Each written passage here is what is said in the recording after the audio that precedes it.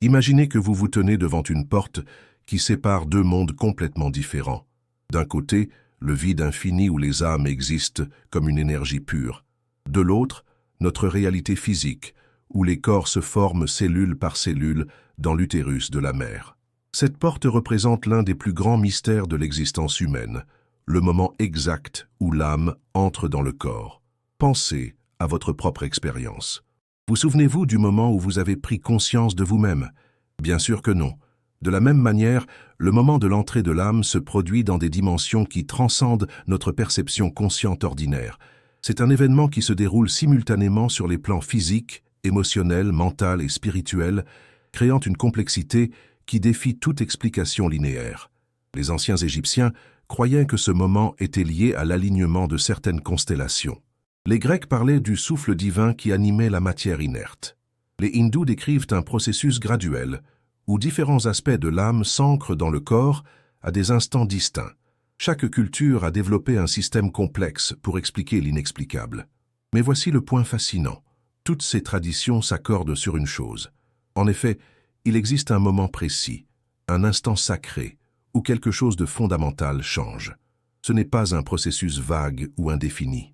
C'est un événement réel marqué par des signes subtils que seuls ceux qui savent observer peuvent percevoir. Les neurologues ont découvert que l'activité cérébrale fœtale suit des schémas spécifiques qui ne peuvent être expliqués uniquement par la formation physique du cerveau. Les physiciens quantiques évoquent des états de conscience existant au-delà de la matière dense.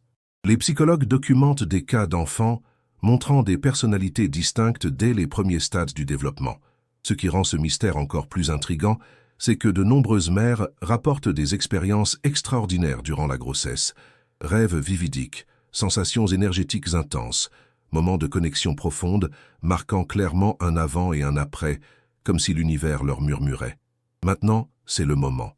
Certaines traditions ésotériques enseignent que l'âme ne se contente pas d'être placée dans le corps, mais choisit activement le moment où elle doit faire cette transition.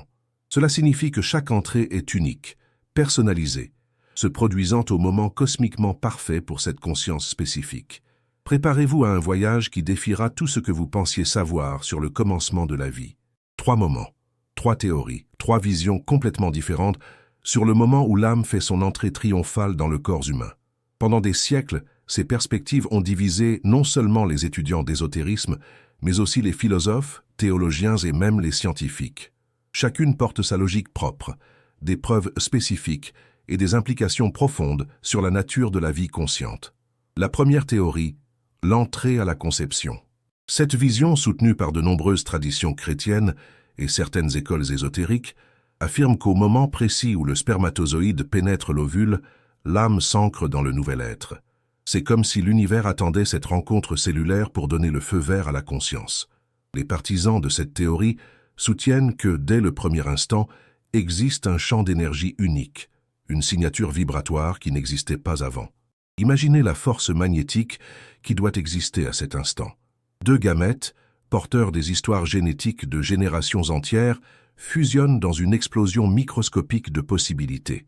Pour les défenseurs de cette vision, il est impossible qu'un événement aussi puissant se produise sans la participation directe de l'âme.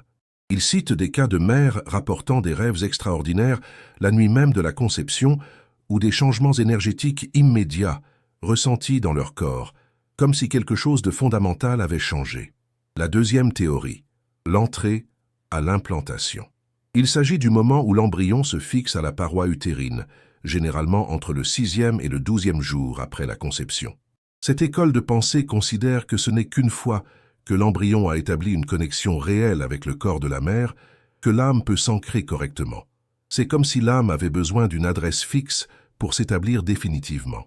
Les défenseurs de cette théorie soulignent un fait intéressant.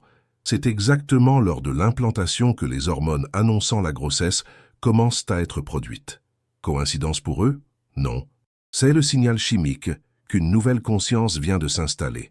De nombreuses traditions chamaniques évoquent cette période comme un moment de négociation entre l'âme qui arrive et le corps qui l'accueille, un processus délicat qui prend quelques jours. La troisième théorie, peut-être la plus poétique, l'entrée au premier battement cardiaque.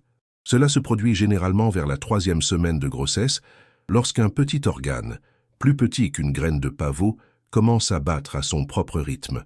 Pour les adeptes de cette vision, c'est le moment où l'âme donne littéralement vie au corps physique. Le cœur a toujours été considéré comme le siège de l'âme dans de nombreuses cultures. Égyptiens, Grecs et Chinois voyaient que tout le cœur comme bien plus qu'un organe. C'était le centre de la conscience, le portail entre l'esprit et la matière. Lorsque ce petit cœur embryonnaire bat pour la première fois, c'est comme si l'âme annonçait « Je suis là, je suis vivant, je suis prêt pour ce voyage ». Ce qui rend ces théories si fascinantes, c'est que chacune offre des preuves convaincantes. Des mères de diverses traditions spirituelles rapportent des expériences mystiques se produisant exactement lors de ces 3 phases. Certains sentent la présence de l'âme dès les premiers jours. D'autres décrivent à la sensation de quelqu'un arrivant près du moment de l'implantation, et il y en a qui marquent l'instant du premier battement cardiaque comme un tournant énergétique. Et si toutes ces théories avaient raison?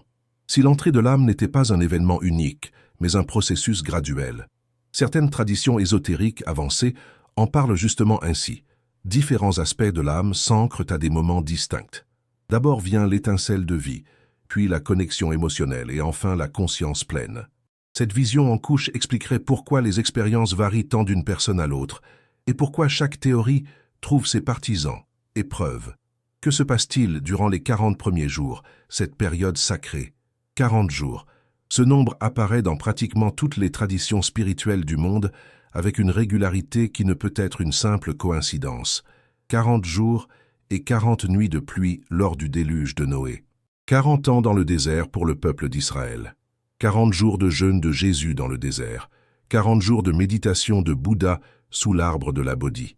Et si on parle de l'entrée de l'âme dans le corps humain, les 40 premiers jours de gestation se révèlent être une période absolument sacrée et transformatrice. Pourquoi exactement 40 jours? La réponse réside dans la nature cyclique de la création. 40 représente un cycle complet de transformation spirituelle, un temps suffisant pour que des changements profonds s'établissent de manière permanente. Dans le cas de la grossesse, c'est durant cette période que se produisent les transformations les plus fondamentales du développement embryonnaire, comme si l'univers avait établi un calendrier sacré pour la manifestation de la vie consciente. Pendant les 40 premiers jours de grossesse, des événements semblent suivre un scénario cosmique. Semaine 1. Conception et division cellulaire initiale. Semaine 2 et 3. Implantation et début de la formation des organes vitaux. Semaine 4. Premier battement cardiaque, etc. Chaque semaine apportant des jalons spécifiques qui posent les bases d'une vie consciente.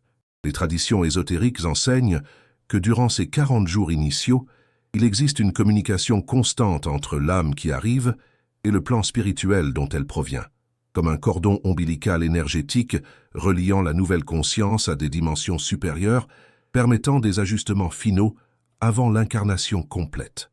De nombreuses mères rapportent des expériences extraordinaires pendant cette période. Rêves lucides, où elles rencontrent l'âme du bébé, forte sensation de présence à certains moments de la journée, changement soudain d'intuition et de perception énergétique. Une mère m'a raconté que pendant les 40 premiers jours, elle se réveillait chaque nuit à la même heure, avec la sensation claire que quelqu'un était venu lui rendre visite. Il y a aussi un aspect numérologique fascinant. 40 jours correspondent à approximativement 5 semaines et 5 jours. En numérologie sacrée, le chiffre 5 représente la manifestation de la volonté divine sur le plan matériel.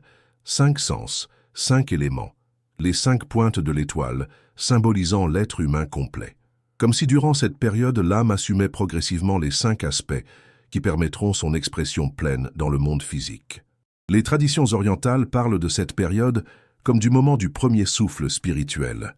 Pas la respiration physique, qui n'interviendra qu'à la naissance, mais la respiration énergétique, où l'âme commence à inhaler l'expérience matérielle et à exhaler son essence spirituelle dans le nouveau corps.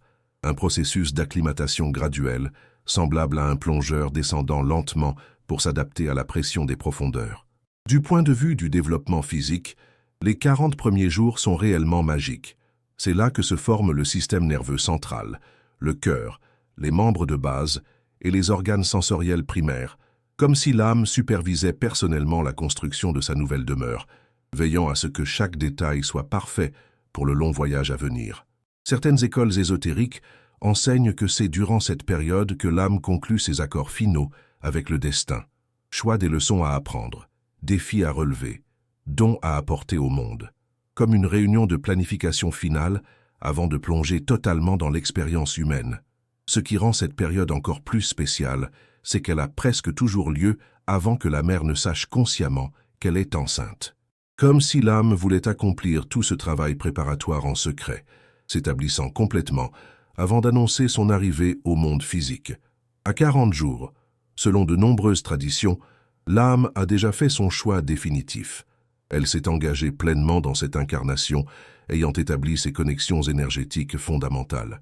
C'est la fin de la période de test et le début de la véritable aventure de développement et de croissance. Pour ceux qui connaissent cette sagesse ancienne, les 40 premiers jours deviennent un moment spécial de méditation, de connexion consciente avec l'âme qui arrive.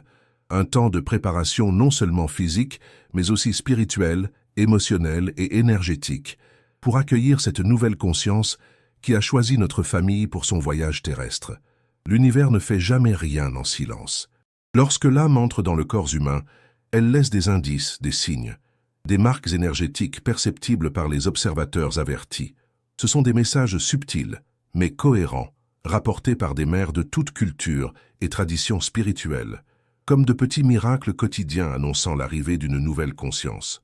Le premier et le plus commun de ces signes sont les rêves extraordinaires.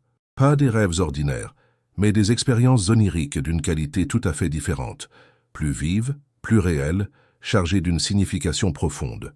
De nombreuses mères rapportent rêver de l'âme du bébé avant même de savoir qu'elles sont enceintes. Des rêves où apparaît une présence lumineuse, où une voix douce annonce son arrivée, où des symboles spécifiques se répètent. Une mère a raconté que 2 jours avant de découvrir sa grossesse, elle rêva d'un jardin rempli de fleurs dorées, où un petit enfant courait parmi les fleurs en disant « Maman, c'est toi que j'ai choisi ». À son réveil, la sensation était si vive qu'elle chercha l'enfant partout dans la maison. 2 jours plus tard, le test de grossesse confirmait ce que son cœur savait déjà. Un autre signe marquant est le changement brusque de la sensibilité énergétique. Les femmes qui n'avaient jamais prêté attention aux énergies commencent à percevoir des présences, à ressentir des variations dans l'environnement et à capter les vibrations des personnes et des lieux avec une précision étonnante. Comme si l'arrivée de l'âme élargissait les récepteurs énergétiques de la mère, la préparant à la communication subtile qui se poursuivra tout au long de la grossesse. Les synchronicités se multiplient également de manière extraordinaire. Chiffres qui réapparaissent sans cesse, rencontres fortuites avec des personnes portant des messages précis, livres tombant des étagères avec les informations nécessaires, musique surgissant au moment parfait avec des paroles semblant parler directement de la situation, comme si tout l'univers conspirait pour confirmer et célébrer l'arrivée de la nouvelle âme. Il existe aussi des changements physiques inexplicables. Certaines mères rapportent des altérations du goût qui ne peuvent s'expliquer par les hormones, une aversion soudaine pour des aliments qu'elles aimaient ou des désirs intenses pour des aliments jamais goûtés, comme si l'âme influençait déjà les préférences et besoins du corps physique. Un signe particulièrement intéressant est la modification de la perception du temps. Beaucoup de femmes décrivent la sensation que le temps s'est arrêté ou a changé de qualité à un moment précis durant les premiers jours de la grossesse, comme s'il y avait un marqueur temporel énergétique divisant la vie en un avant et un après. Ce moment ne coïncide pas nécessairement avec la conception physique, mais avec l'entrée énergétique de l'âme. Des changements dans les relations avec les animaux sont aussi fréquemment rapportés. Les animaux de compagnie peu affectueux auparavant deviennent soudain protecteurs et affectueux. Des chats qui tiennent à passer du temps près du ventre à peine arrondi. Des chiens qui aboient vers ce qui semble être l'utérus de la mère. Comme si les animaux dotés de leur sensibilité naturelle étaient les premiers à détecter la nouvelle présence énergétique. Certaines mères expérimentées parlent de sensations physiques particulières, n'ayant rien à voir avec les symptômes normaux de la grossesse. Une sensation de plénitude qui ne dépend pas de la taille du ventre, mais d'une présence énergétique ou d'une vibration subtile, quasi imperceptible, parfois décrite comme un bourdonnement très léger, ressenti davantage au cœur qu'aux oreilles. Il y a aussi le phénomène des changements de l'intuition maternelle. Des femmes découvrent soudain des informations sur leur bébé, encore à peine formé. Son tempérament, ses préférences, voire des traits de personnalité qui ne se révéleront pleinement que des années plus tard, comme si l'âme murmurait directement son histoire au cœur de la mer. Le plus impressionnant est que ces signes ne sont ni rares ni extraordinaires. Ils se produisent avec une fréquence surprenante, mais sont souvent ignorés ou attribués à d'autres causes. Notre culture matérialiste nous a appris à rejeter ces expériences comme de l'imagination ou des hormones, mais lorsqu'on prête attention, lorsqu'on ouvre son cœur pour percevoir, on découvre que l'univers nous envoie constamment des confirmations de la sacralité de la vie qui s'annonce. Avant de poursuivre, je vous invite au défi de la pensée quantique, un programme de 21 jours où vous reprogrammerez votre esprit, augmenterez votre vibration et débloquerez toute votre capacité intuitive. Pendant 3 semaines, vous recevrez des pratiques quotidiennes pour transformer votre fréquence et commencer à capter les messages subtils que l'univers envoie sans cesse. Les premiers participants ont déjà rapporté une sensibilité énergétique inédite, transformant leur vie. Prête à éveiller la vôtre? Retrouvez toutes les informations dans le premier commentaire épinglé. Tandis qu'en Occident on débat du moment où l'âme entre dans le corps, l'Orient a développé une compréhension bien plus sophistiquée de ce processus. Dans l'hindouisme, l'âme, ou Atman, n'entre pas simplement dans le corps, mais descend à travers différents niveaux d'existence, franchissant 7 plans vibratoires, jusqu'à s'ancrer complètement dans le monde physique. Ce processus s'appelle Sapapatala, les 7 chutes de la conscience. Chaque chute représente l'âme revêtant une nouvelle couche énergétique, comme on s'habille pour affronter un climat de plus en plus froid. La première chute se produit au moment de la conception, lorsque l'étincelle divine établit son premier contact avec la matière. Mais ce n'est que l'étincelle initiale. Les chutes suivantes correspondent au développement des chakras majeurs, à la formation du corps énergétique et à l'établissement de connexions karmiques. Ce n'est qu'aux alentours du 4e mois de grossesse que l'Atman s'ancre complètement, apportant avec lui l'ensemble des bagages de vies antérieures et le dessein spécifique de cette incarnation. Le bouddhisme tibétain, à travers le concept de Bardo Sidpa, l'état intermédiaire entre la mort et la renaissance, offre une perspective encore plus détaillée. Selon ses enseignements, la conscience destinée à se réincarner traverse une période de transition pouvant durer jusqu'à 49 jours. Durant ce temps, elle observe diverses possibilités de naissance jusqu'à trouver l'utérus offrant les conditions parfaites pour ses leçons karmiques. Mais voici le détail fascinant. La conscience ne se contente pas de choisir et d'entrer. D'abord, elle établit une connexion énergétique avec les futurs parents, influençant subtilement les événements menant à la conception, comme un maestro invisible orchestrant les circonstances de son retour dans le monde physique. Ce n'est qu'après s'être assuré que toutes les conditions sont réunies qu'elle fait son entrée définitive.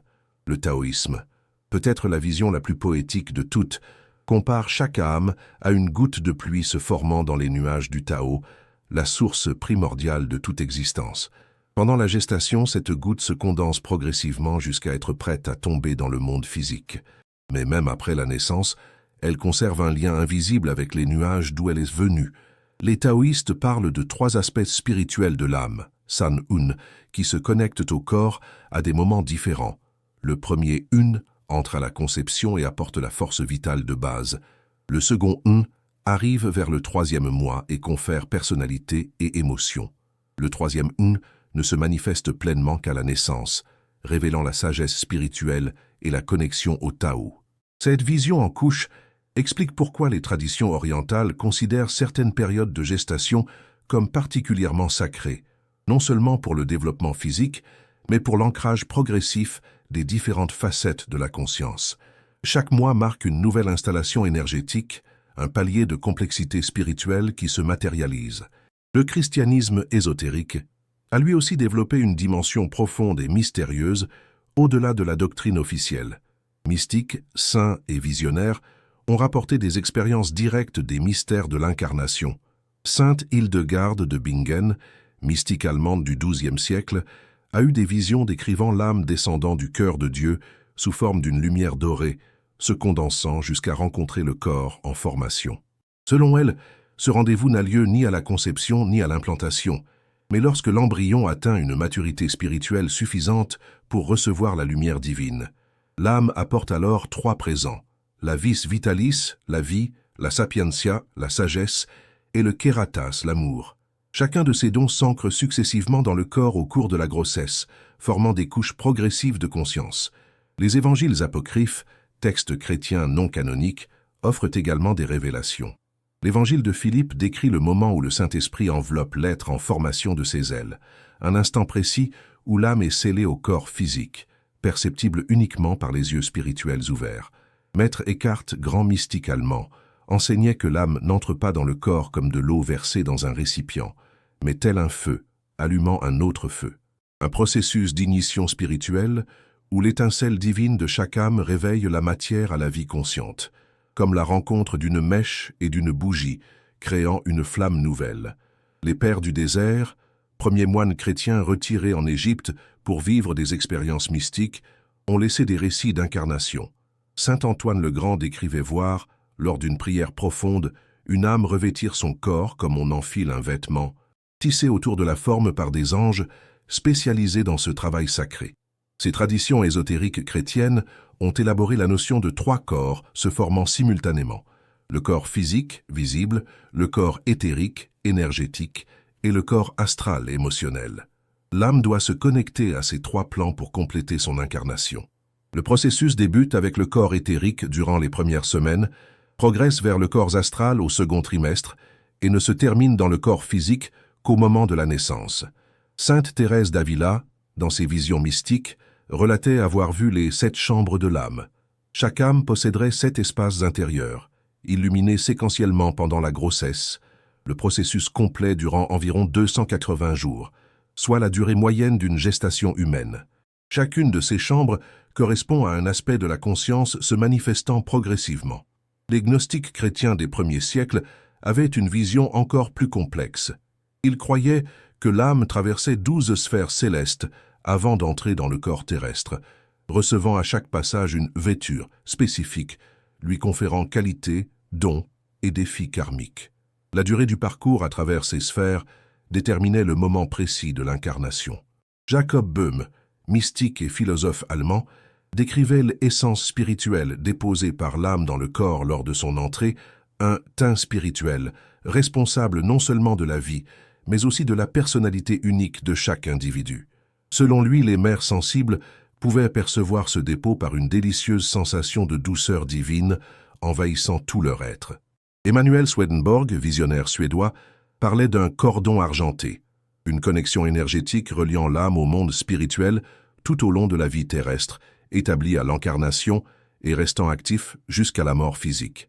Selon lui, les âmes dotées d'une perception spirituelle pouvaient voir ce lien comme un fil de lumière subtil reliant chaque personne à des dimensions supérieures. Ce qui unissait tous ces mystiques chrétiens était la conviction que l'incarnation est un processus orchestré par des hiérarchies célestes, anges, archanges, ou le Saint-Esprit lui-même, un événement sacré, mobilisant les forces spirituelles pour soutenir la nouvelle vie qui arrive dans le monde physique. Côté scientifique, des études révolutionnaires ont transformé notre compréhension de l'émergence de la conscience. Le docteur Peter Heer de l'université Queen's de Belfast a montré que des fœtus de seulement 18 semaines développent des préférences musicales, reconnaissent la voix maternelle et réagissent différemment à des stimuli émotionnels, des réponses impossibles à expliquer uniquement par le développement neurologique. Il a également été observé que ces fœtus manifestent des personnalités distinctes, bien avant que le système nerveux soit complètement formé. Certains sont plus actifs, d'autres plus calmes. Certains réagissent intensément à la musique classique, d'autres préfèrent des rythmes doux, comme si chacun possédait une signature de conscience unique, indépendante de la maturation cérébrale. Le docteur Joseph Benvenuto, neuroscientifique italien, a documenté des cas de mémoire fœtale défiant toute explication conventionnelle. Des enfants de 2 à 3 ans décrivent précisément des événements survenus pendant la grossesse. Conversations parentales, musique jouée, détails de l'environnement. Des souvenirs qui ne devraient pas exister selon nos connaissances actuelles de la mémoire. La Dre Catherine Monk de l'université Columbia a découvert une synchronisation émotionnelle entre mère et fœtus. Les battements cardiaques fœtaux varient non seulement en fonction de l'état physique de la mère, mais aussi de ses pensées et émotions les plus subtiles, suggérant une forme de communication télépathique continue entre 2 consciences partageant le même espace. Le docteur Fritz Albert Popp, en Allemagne, a étudié les champs biophotoniques émis par les cellules vivantes, révélant que le fœtus dégage un champ de lumière, biophotons, dont les motifs sont inexplicables uniquement par l'activité cellulaire, comme s'il y avait une source lumineuse supplémentaire émanant de l'être en développement. Au Japon, le docteur Kazuo Murakami a mis en évidence l'activation génétique spontanée pendant certaines phases de la grossesse. Des gènes liés à la cognition, à la créativité et à l'intuition s'activent sans stimulus physique, comme si une programmation externe modulait le code génétique. Les neurosciences modernes désignent une période critique 25. Aux environs de cette phase, une explosion de connectivité neuronale se produit, impossible à expliquer uniquement par la croissance cérébrale. Le docteur Luca Tamasi, de l'université de Chieti, décrit ce phénomène comme la connexion du cerveau fœtal à un réseau d'informations externes, avec des ondes cérébrales ressemblant à celles de méditateurs expérimentés. Des études récentes sur la communication intra-utérine montrent que les jumeaux élaborent des systèmes de communication non-verbales in utero, répondant aux mouvements et états émotionnels l'un de l'autre d'une manière inexplicable par la seule proximité physique. La Marisa Lopez-John en Espagne a documenté des cas où des jumeaux coordonnent leur position par des mouvements synchronisés, impossibles à attribuer au hasard. Et le libre arbitre dans tout ça? L'âme choisit-elle quand entrer?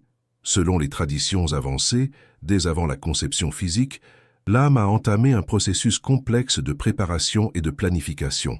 Elle étudie les lignées familiales disponibles, analyse les leçons karmiques à apprendre, évalue les dons à développer et les contributions à apporter au monde.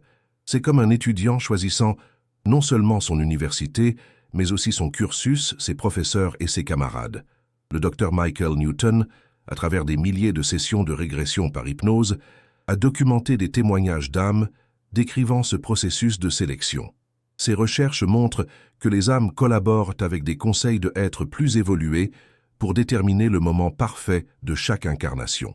Ce n'est pas une décision impulsive, mais le fruit d'analyses minutieuses prenant en compte des facteurs cosmiques, astrologiques, familiaux et personnels. Pourtant, même après avoir choisi la famille et établi le contrat énergétique avec les futurs parents, l'âme conserve le droit de décider du moment exact de son entrée. Elle observe les premières semaines de développement embryonnaire avant de s'engager définitivement, évaluant si les conditions sont vraiment alignées avec son objectif supérieur. Cette vision explique pourquoi certaines grossesses se terminent prématurément sans cause médicale apparente. Ce ne serait pas un échec biologique, mais la décision de l'âme de reporter ou d'annuler l'incarnation. Les traditions astrologiques avancées enseignent que chaque âme attend des configurations planétaires spécifiques pour entrer. Elle peut retarder son entrée de jour ou de semaine si les conditions astrologiques ne conviennent pas, ou au contraire, précipiter le processus si une configuration favorable se profile.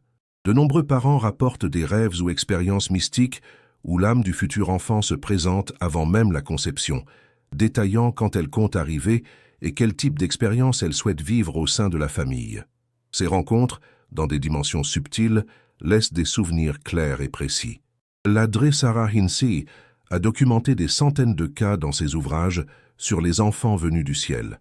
Des parents recevant des visites oniriques d'enfants se présentant comme leur futur fils ou fille, décrivant leur personnalité, expliquant pourquoi ils ont choisi cette famille, et même précisant leur date prévue d'arrivée.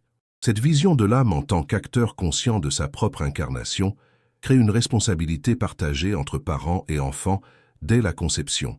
Les parents ne sont plus de simples réceptacles, mais des co-créateurs conscients, partenaires d'une âme qui les a spécifiquement choisis. Comprendre que votre enfant vous a choisi en toute connaissance transforme profondément l'expérience parentale. Chaque défi devient une opportunité de croissance mutuelle, chaque moment difficile, une leçon planifiée ensemble pour le développement des deux parties. L'âme entre dans le corps quand elle décide d'être prête, quand les conditions sont alignées et que le moment cosmique est parfait pour sa mission. Ce n'est pas un accident, ni une coïncidence, mais un choix conscient fait par une conscience sage, qui sait exactement ce qu'elle fait et pourquoi elle le fait. Cette perspective nous invite à considérer chaque grossesse comme un événement sacré, où trois volontés, celle du père, de la mère et de l'âme de l'enfant, s'unissent pour co-concevoir une nouvelle expérience de vie consciente sur Terre.